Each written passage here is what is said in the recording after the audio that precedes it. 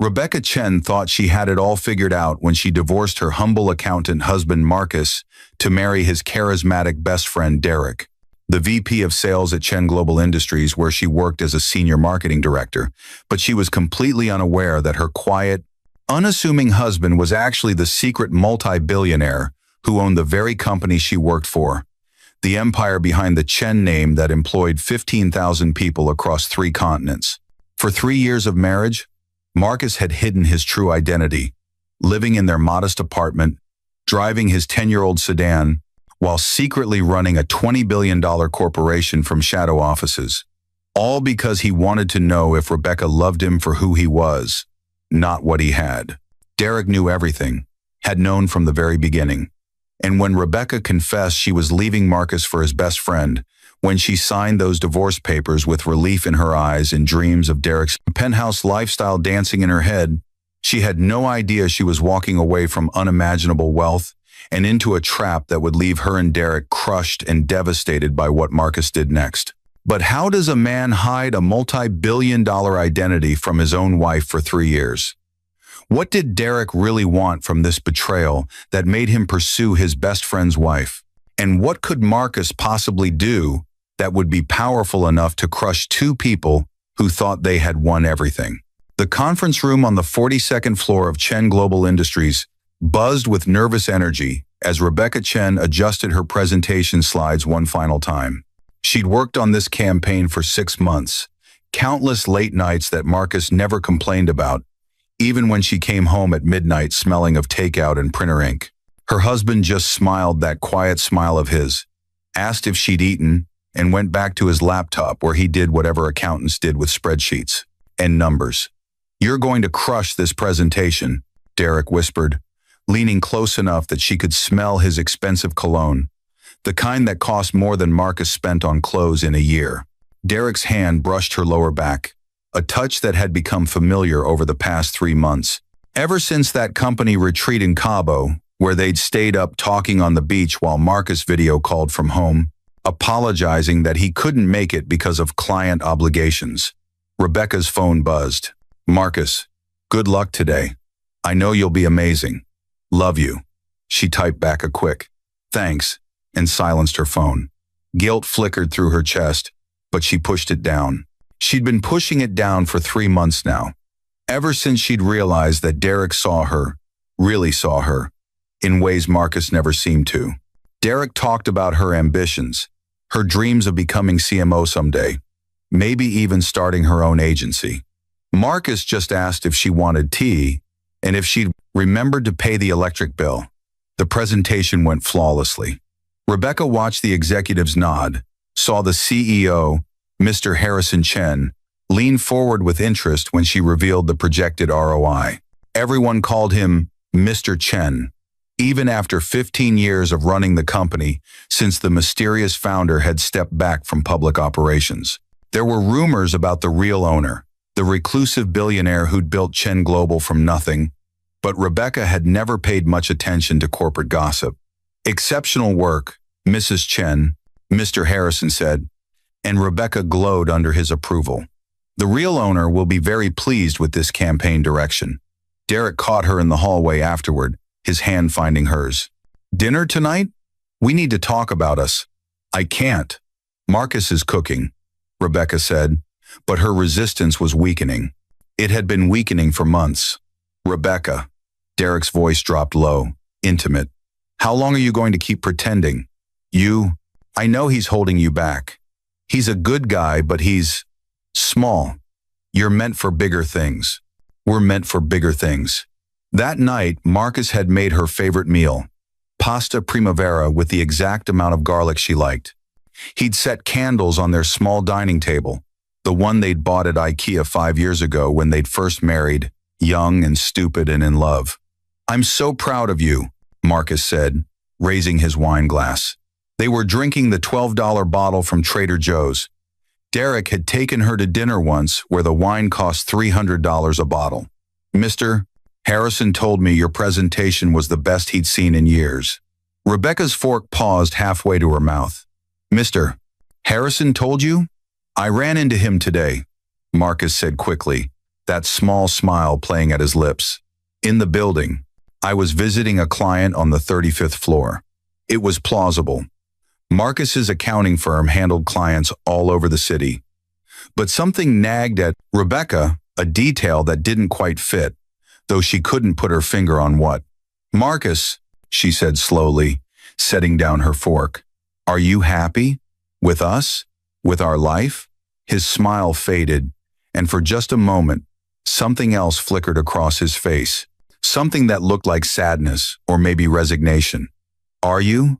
The question hung between them like smoke. Rebecca thought about Derek's penthouse with floor-to-ceiling windows, about the way he talked about taking her to Milan and Paris, about the life she could have if she just admitted what she'd been feeling for months. "I think we need to talk," she said. Marcus nodded slowly, carefully setting down his own fork. "I think I know what you're going to say." "You do?" "Rebecca, I've watched you pull away for months. I've seen the way you look at your phone when you think I'm not watching. I've smelled his cologne on your work clothes." His voice was soft, not accusing, just tired. "It's Derek, isn't it?"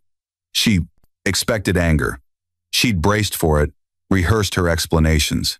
But Marcus just sat there, looking at her with those dark eyes that had once made her feel safe, and now just made her feel trapped.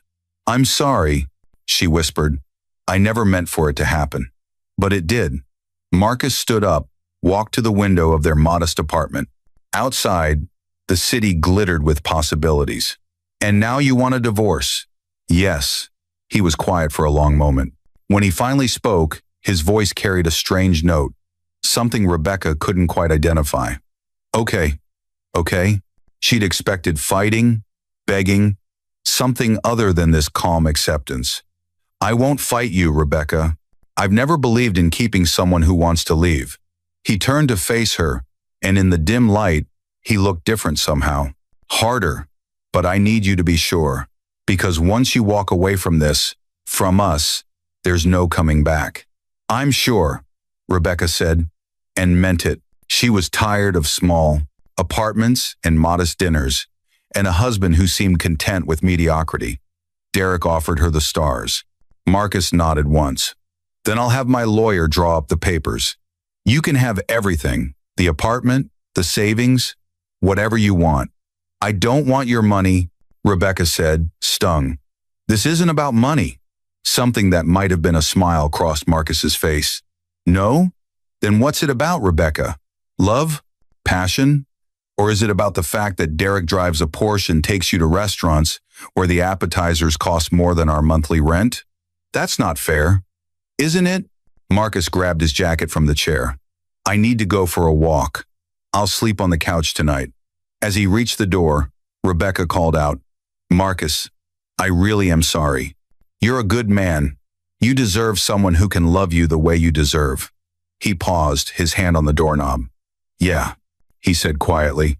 "I thought I had that once." After he left, Rebecca called Derek. "I told him," she said. "It's over. We can be together." Derek's whoop of joy echoed through the phone. "Finally, Rebecca, I'm going to make you so happy. We're going to have everything, I promise you. Everything." As she hung up, Rebecca felt a flutter of excitement mixed with something else, something that felt uncomfortably like regret. But she pushed it away. She was choosing happiness. She was choosing the life she deserved.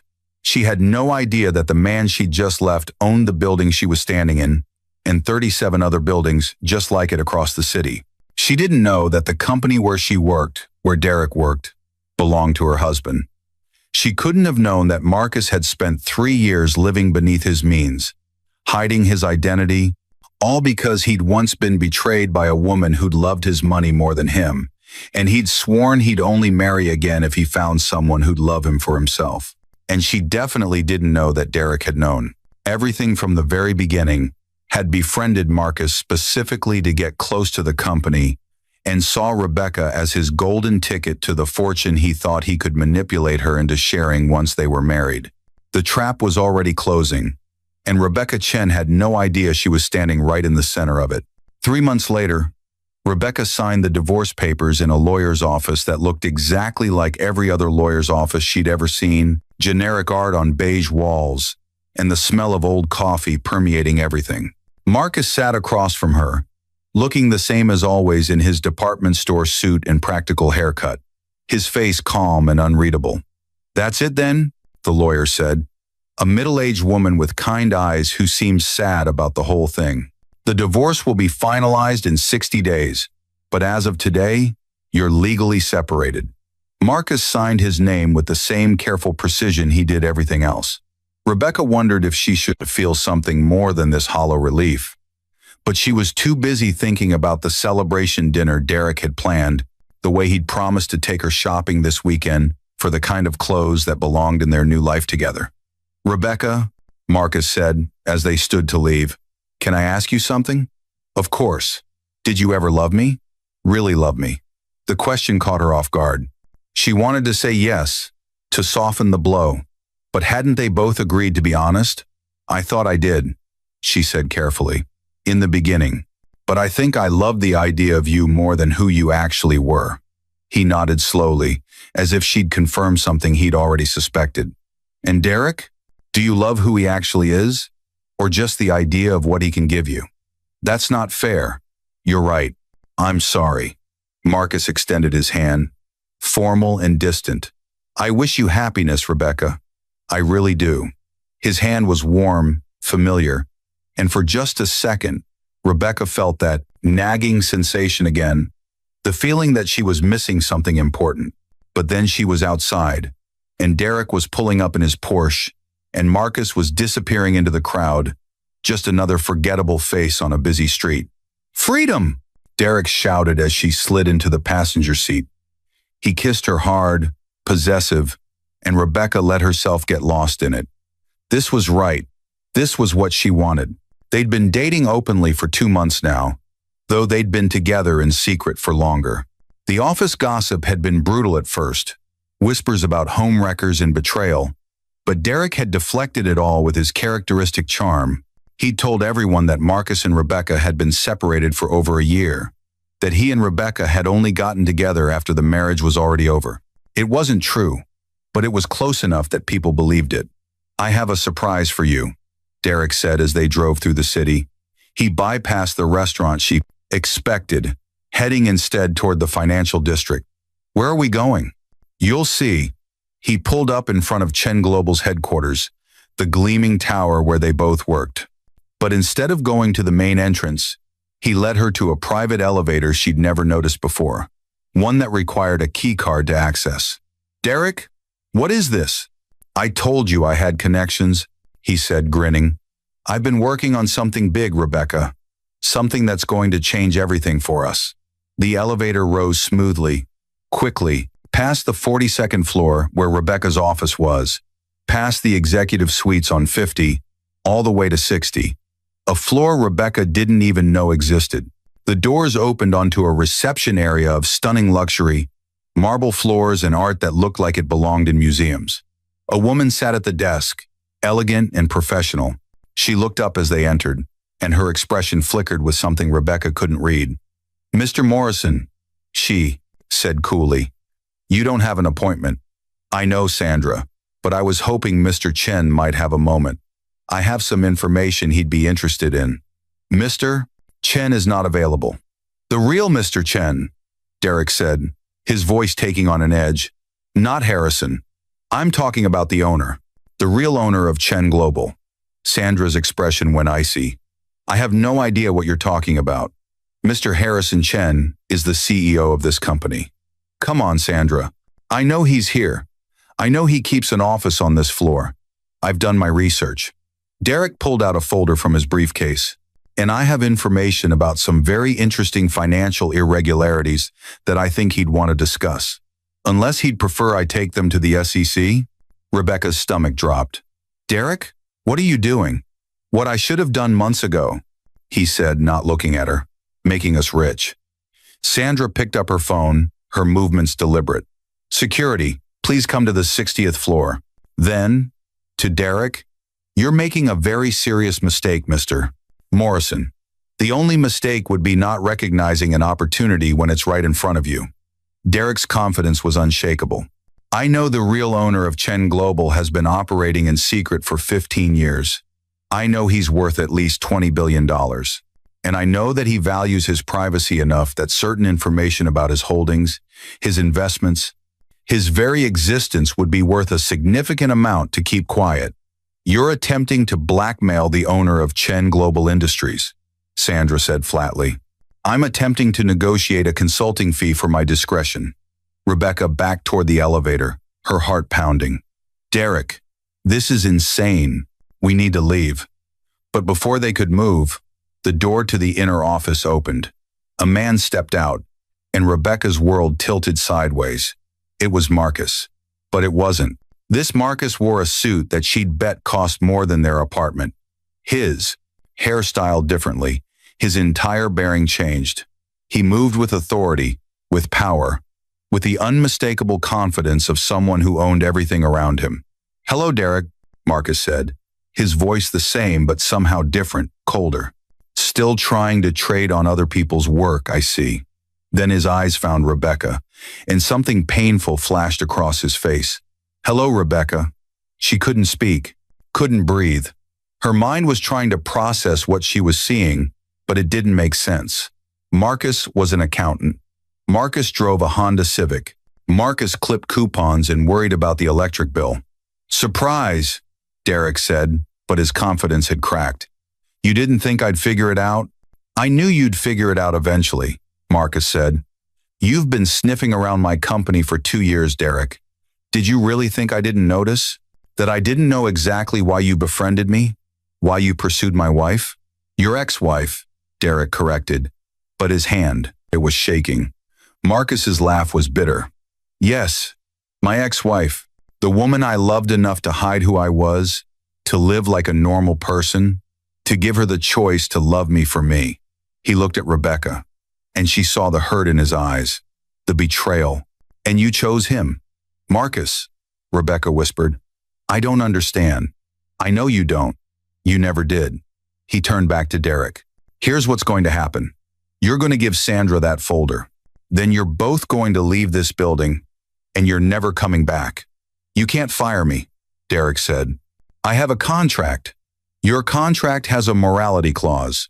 Attempting to blackmail the owner of the company constitutes grounds for immediate termination with cause. You'll receive no severance, no references, and if you try to pursue any legal action, I'll bury you so deep in litigation you'll never work again. Derek's face went red. You can't do this. I already have. Security will escort you out. 2 security guards emerged from the elevator. Large men with expressionless faces. Derek's bravado crumbled. Rebecca, say something, tell him. But Rebecca couldn't say anything. She was staring at Marcus, at this stranger wearing her ex-husband's face, trying to reconcile the man who'd made her pasta with the billionaire who owned a corporate empire. Wait, she finally managed. Marcus, please. I didn't know. I swear I didn't know any of this. I know you didn't. His voice was gentler now, but still distant. That was the whole point, Rebecca. I wanted someone who'd love me without knowing about the money. And for a while, I thought you did. He paused. But you didn't love me. You loved the idea of escape. You loved ambition and status and the life you thought Derek could give you. I made a mistake, Rebecca said, tears streaming down her face now. Marcus, I was stupid and selfish, and I'm so sorry. You're sorry you left an accountant. Would you be sorry if you'd known you were leaving a Baction? Billionaire? The question hung in the air, impossible to answer honestly. Derek made a lunge for Marcus, but the security guards caught him easily. You did this on purpose, he shouted. You knew I was getting close to Rebecca. You could have told her the truth, could have saved your marriage, but you just watched it happen. Yes, Marcus said simply. I watched you manipulate her. I watched you use our friendship to get to my wife. I watched you pretend to care about her when all you really wanted was access to money you thought she'd have after we divorced. He looked at Rebecca. Did he tell you about his gambling debts, Rebecca? The $200,000 he owes to some very dangerous people? Did he mention that's why he needed to get close to my fortune? Rebecca felt like she might be sick. No, of course not. Just like I didn't tell you who I really was. We all have our secrets. Marcus nodded to the security guards. Get them out of here. As the guards moved, he forward. Derek thrashing and shouting threats. Rebecca found her voice one more time. What happens now? To me? Marcus looked at her for a long moment. You work for Chen Global, Rebecca. You're a talented marketing director, and your work has value. So you'll come in on Monday, you'll report to your new supervisor, and you'll do your job. Nothing changes professionally. And personally? Personally, Rebecca, you made your choice. You divorced me for a man who was using you. You chose status over substance. So personally, we're done. Completely done. He turned back toward his office. Sandra will validate your parking. The elevator ride down was silent, except for Derek's continued ranting. Rebecca didn't hear any of it. She was thinking about every moment of the last 3 years, every conversation, every modest dinner, every time Marcus had smiled that quiet smile and said he was just happy to be with her. He'd been testing her, testing whether she could love him without the insert tile, money. And she'd failed spectacularly. When they reached the ground floor and the security guards released them with warnings never to return to the 60th floor, Derek immediately started plotting. We can sue him, he said. Alienation of affection. Something. He was manipulating both of us. Stop, Rebecca said. What? Just stop, Derek. It's over. We lost. We were both so busy chasing what we thought he had that we never saw who he actually was. I don't care who he actually is. He's worth $20 billion. And there it was. The truth laid bare. Derek had never loved her. He'd loved what he thought she could get him. And Rebecca, who'd thought she was so much smarter than that, had been just as guilty. She'd left Marcus not because she didn't love him, but because she didn't think he could give her the life she wanted. I need to go, she said. Where?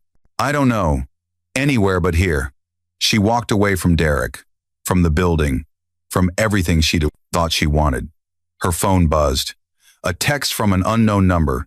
Your final paycheck has been direct deposited, including severance. Your personal items will be mailed to you. Don't contact me again. Rebecca sank onto a bench, staring at the message. Marcus had fired her too. Of course he had. How could he work with her after everything? How could he look at her every day and remember how she'd betrayed him? Another text came through, this one from Derek. I can't believe you're just giving up. We could have had everything. Rebecca blocked his number. She'd already given up the only thing that mattered, and she'd done it 3 months ago when she'd signed those divorce papers.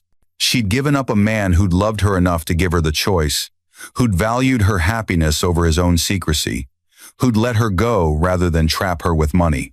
The city moved around her, indifferent to her pain. Somewhere up in that tower, Marcus was probably already back to running his empire, moving on with his life like she'd never been part of it. And Rebecca sat on a bench with nothing, having traded everything real for a fantasy that had never existed at all. She'd thought Derek would give her a better life. Instead, he'd given her the truth about herself, and it was crushing her. The realization of what she'd lost, who she'd become, left her completely devastated. The weeks that followed were the darkest of Rebecca's life. She moved back to her parents' house in New Jersey, a humiliating regression that her mother was too kind to comment on directly, but managed to convey through significant looks and carefully worded questions. The news of Marcus's true identity had broken in the business press, a carefully orchestrated revelation that painted him as a reclusive genius who'd been operating behind the scenes for 15 years. There was no mention of Rebecca, no hint of the personal drama, just the story of a brilliant entrepreneur who'd chosen privacy over publicity. Rebecca spent hours searching for information about him online, piecing together the story she'd been too blind to see when they were married. Marcus Chen had founded Chen Global at 23, using money from a tech startup he'd sold after graduating from MIT. He'd grown it exponentially, making smart acquisitions and strategic investments, building an empire that now employed 15,000 people. He'd never married before, Rebecca had kept his personal life intensely private, had been known in business circles as the ghost CEO who ran everything from behind the scenes while letting executives like Harrison Chen be the public face. The photo in the business articles showed the Marcus she'd seen in that 60th floor office, confident and powerful in expensive suits. But when Rebecca looked closely, she could still see traces of her Marcus, the one who'd made her pasta and asked about her day. That person had been real too. He'd just been a version of himself that he'd created specifically for her, a test she'd failed. Her phone rang. Derek's number, which she'd blocked and which he was apparently calling from a new phone. She sent it to voicemail. He'd called 17 times in the past week, leaving increasingly desperate messages.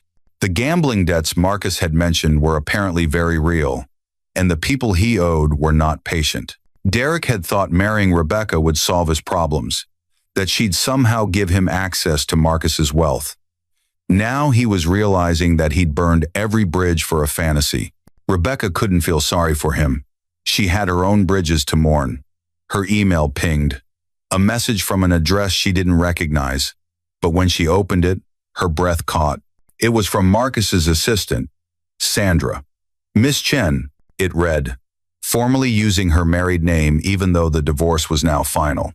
Mr. Chen has asked me to inform you that your marketing campaign for Chen Global's expansion into European markets is moving forward. The creative work you did before your departure was exceptional, and Mr. Chen believes in giving credit where credit is due. Your name will appear on all associated materials, and you'll receive the standard performance bonus for successful campaigns. Rebecca stared at the email. Marcus was still using her work, still acknowledging her contributions. Even after everything, he was being fair to her professionally. It would have been easy for him to bury her work, to have someone else take credit, to pretend she'd never existed. But he hadn't. She typed a response, "Thank you. And Sandra, if you speak with Mr. Chen, please tell him I'm sorry. For everything." The response came back almost immediately. "I'll pass that along, though I'm not sure it matters now. For what it's worth, Miss Chen, he really did love you. I've worked for Mr. Chen for 10 years, and I've never seen him risk so much for anyone else." Rebecca closed her laptop and let herself cry. She cried for the marriage she'd thrown away, for the man she'd undervalued, for the person she'd become without realizing it. She'd thought Marcus was holding her back, that his modest lifestyle was a lack of ambition. But the truth was that Marcus had been ambitious enough to build a $20 billion empire and humble enough to set it all aside for a chance at real love. And she'd been too shallow, too focused on surface appearances to recognize what she had. Her mother found her on the back porch that evening, staring at the sunset. "You want to talk about it?" "I don't think I can," Rebecca said. "I don't think I can explain how badly I messed up. Try me." So, Rebecca told her everything. About Marcus and Derek, about the deception and the divorce, about the man she'd married who'd turned out to be someone completely different. Her mother listened without interrupting, her face growing more concerned as the story unfolded. "Baby," she said when Rebecca finally finished, "you didn't marry someone different. You married exactly who he was.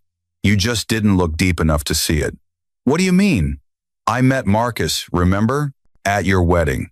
And I remember thinking he was one of the kindest men I'd ever met.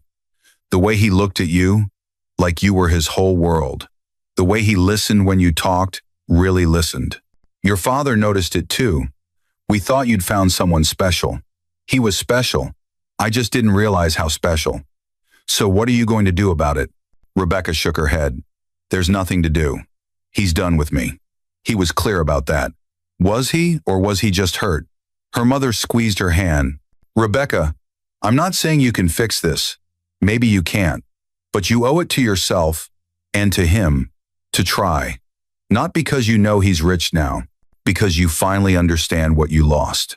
The words rattled around in Rebecca's head for days. Could she try? Should she? What would she even say? "I'm sorry I divorced you, but now that I know you're a billionaire, I've changed my mind," was laughably transparent. And it wasn't even true. Rebecca was sorry, genuinely sorry, But not because of the money. She was sorry because she'd spent 3 years with an extraordinary man and only seen the ordinary parts. She'd looked at Marcus and seen limitations, when she should have been seeing strength. 2 weeks after the email from Sandra, Rebecca made a decision. She got dressed in her best interview suit, took the train into the city, and walked into the lobbies of 7 different marketing firms. By the end of the day, she had 3 interviews scheduled. She needed a job, needed to rebuild her life, needed to prove to herself that she could make it on her own merit. At the 3rd interview, the hiring manager looked at her resume and frowned. "You worked at Chen Global? Why did you leave?" Rebecca had practiced this answer. "Personal reasons, but I'm proud of the work I did there, and I'm ready for my next challenge. Chen Global is one of the best companies in the industry. We'd be lucky to have someone with your experience." The woman leaned forward. "Can I ask you something off the record?" "Sure. Is it true what they say? That the owner is this reclusive genius who's been hiding in plain sight for years?" Rebecca smiled sadly. "Yes, it's all true. What's he like? What was Marcus like?" Rebecca thought about the man who'd cooked her dinner every night, who'd never complained about her late hours, who'd supported every dream she'd ever mentioned. She thought about the empire he'd built while still making time to ask about her day. She thought about the fact that he'd loved her enough to risk everything, to test whether she could love him back. "He's extraordinary," Rebecca said quietly, "and I was too stupid to see it." The interviewer looked at her curiously but didn't press. Rebecca got the job. 3 months into her new position, Rebecca was working late when her personal email pinged. Another message from an unknown address. She almost deleted it, assuming it was Derek with yet another burner email, but something made her open it. "Rebecca, this is Marcus. I hope you're well. I've been following your career from a distance. Sandra tells me you're doing excellent work at Morrison & Associates. I'm glad. You deserve success on your own terms. I'm reaching out because I've started a scholarship fund for women pursuing careers in marketing and business. I'd like to make the first one in your name. Not because of who you were married to, but because of the talent you have. You don't need to respond to this email. I just wanted you to know that I don't hate you. I'm disappointed in how things ended, but I don't hate you. I hope you find what you're looking for. M." Rebecca read the email 3 times, tears blurring her vision. A scholarship in her name. Marcus was still supporting her, still believing in her professional abilities, even after she devastated him personally. It was so perfectly Marcus, so characteristic of his quiet generosity, that she felt her heart break all over again. She started to type a response 12 times, deleting each attempt. What could she say? "Thank you" felt inadequate. "I'm sorry" was too late. "I love you" was probably no longer true in the way it needed to be. Finally, she wrote, "Marcus, thank you for the scholarship, for the trust, for everything you tried to give me that I was too blind to accept. You were right about what you said in your office. I loved the idea of escape more than I loved you. But I want you to know that I see clearly now. I see what I had and what I threw away. I don't expect forgiveness. I don't expect anything. I just need you to know that you were never the problem. I was. I hope you find someone who deserves you, someone who sees you for who you are from the beginning. R." She sent it before she could second-guess herself. The response came 2 hours later. "Thank you for that. It means more than you know. I've been in therapy for the past few months, working through some things. My therapist asked me what I learned from our marriage. I told her I learned that love requires honesty from both people. I wasn't honest about who I was, and you weren't honest about what you wanted. Maybe we were both playing roles for each other. Maybe in another universe, 2 different versions of us could have made it work. But in this one, we couldn't. I'm working on forgiving myself for the deception. I hope you're working on forgiving yourself too. We both made mistakes. We're both human. M." Rebecca printed that email and put it in her nightstand drawer. She read it on the hard days when the guilt threatened to overwhelm her. Marcus was right. They'd both been playing roles. She'd been playing the supportive wife who didn't care about money while secretly resenting every modest choice they made. He'd been playing the humble accountant, while running an empire. Neither of them had been honest enough to build something real. 6 months later, Rebecca was at a marketing conference in Chicago when she saw him across the hotel lobby. Marcus, talking with a group of executives, commanding attention in a way he never had when they were married. Or maybe he always had, and she just never noticed. Their eyes met. For a long moment, neither of them moved. Then Marcus excused himself from his group and walked over. Rebecca. Marcus, up close, he looked different. Older, maybe, or just more settled into who he really was. How are you? I'm okay. Good, actually. I got promoted last month. Associate director. I heard. Congratulations. His smile was genuine. You're building something real. I'm trying. She hesitated. How are you? Stupid question. You're probably exactly the same. Actually, I'm not. He glanced around the busy lobby. Do you have time for coffee? They sat in the hotel bar, surrounded by the noise of the conference, and talked for an hour. Marcus told her about stepping into the public role of CEO, about how strange it was to be known after all those years of anonymity. He told her about the philanthropy work he was expanding, about the scholarship fund that now supported 20 women in business programs across the country. Rebecca told him about her job, about the campaigns she was proud of, about slowly rebuilding her confidence. She didn't mention Derek, and Marcus didn't ask.